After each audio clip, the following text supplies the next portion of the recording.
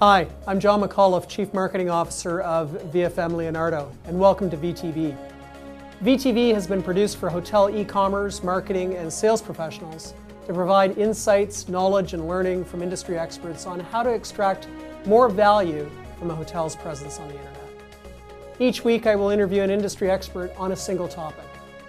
We have discovered many of these topics from industry people like yourself and encourage you to let us know if there's a topic you would like us to cover on future episodes of VTV.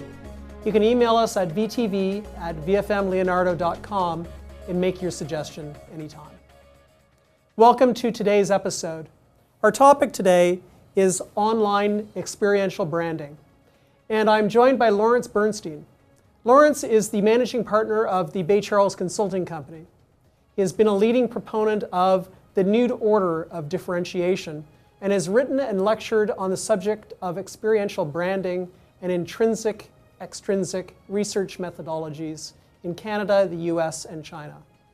Laurence is a graduate of Cornell University and is a member of the Cornell University Trustee Council and the Cornell Arts Committee.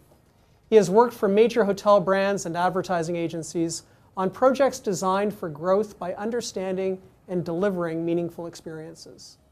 He is a prolific blogger on various subjects, including a number of articles on understanding and amplifying guest experiences in hotels.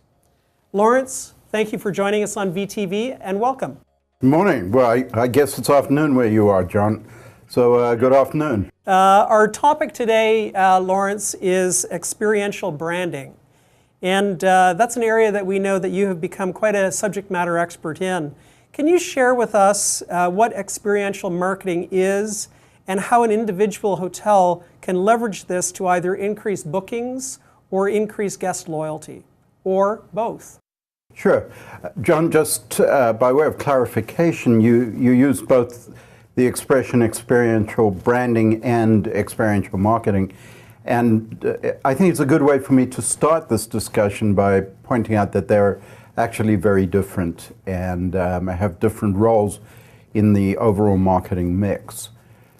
Experiential marketing is a term that's referred to very commonly these days for communication exercises that are really involving delivery of some kind of experience that are you sort of get out of the usual television or newspaper advertising and involve experiences such as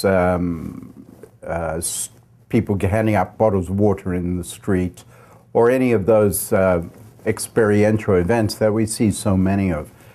Experiential marketing is probably the fastest growing area of marketing communications today.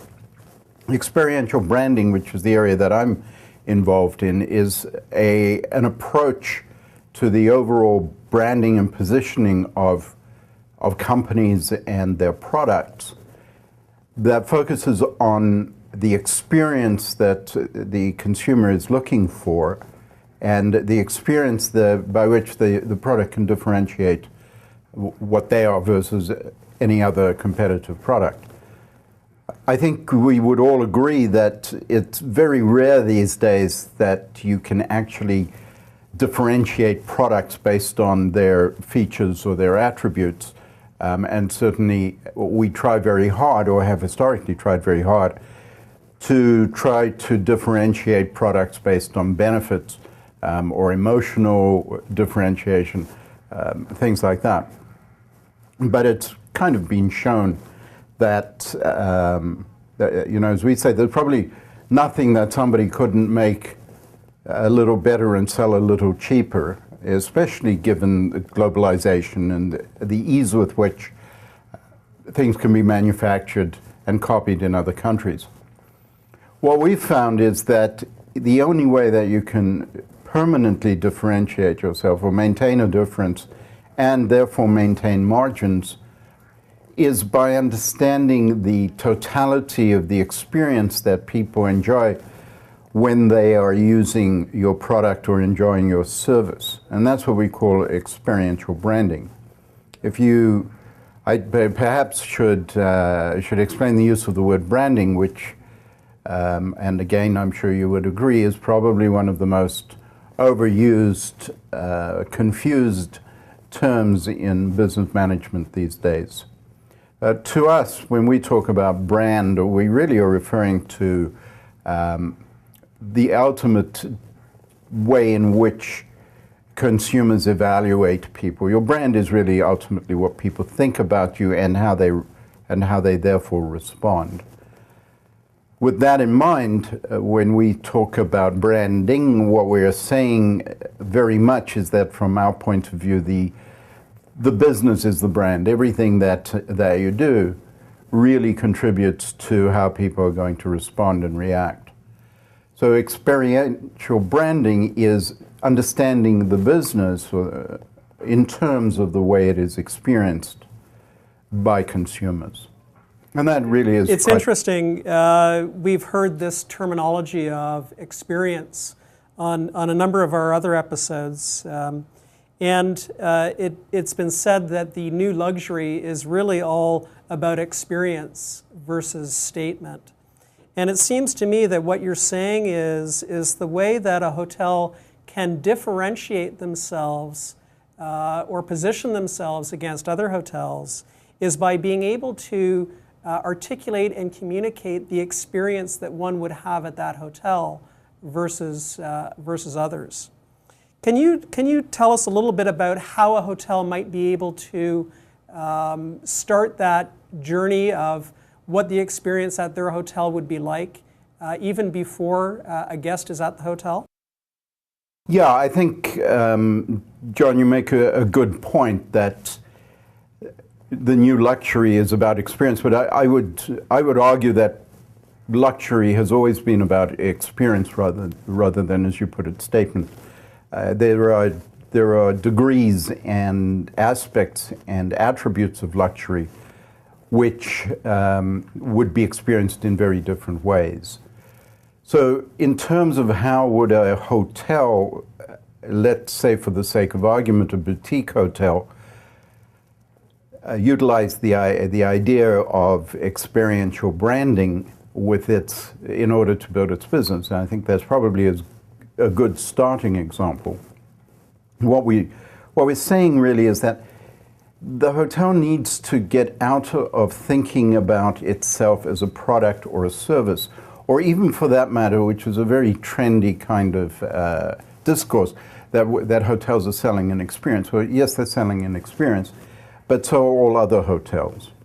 The hotel needs to understand that it is one part of a broader set of events or activities or contacts and interactions that are going to contribute to the overall experience on which that hotel is going to be judged, and on which people are going to then say, this is the kind of hotel where I want to be, and this is the kind of hotel I want to tell my friends about.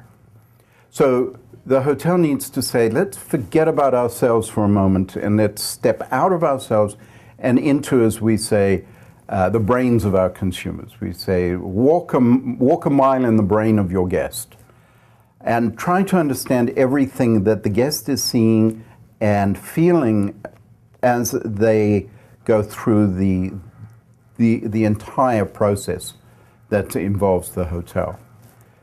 In one case that we have worked on, we actually measured this really all the way from the airport and tried to relate the way people were feeling from the moment they arrived in the city, which was Vancouver, until they arrived in the hotel, and how their process within the hotel played out. And what we found there was that in this particular hotel, which was a business hotel, or trying to position itself as a business hotel,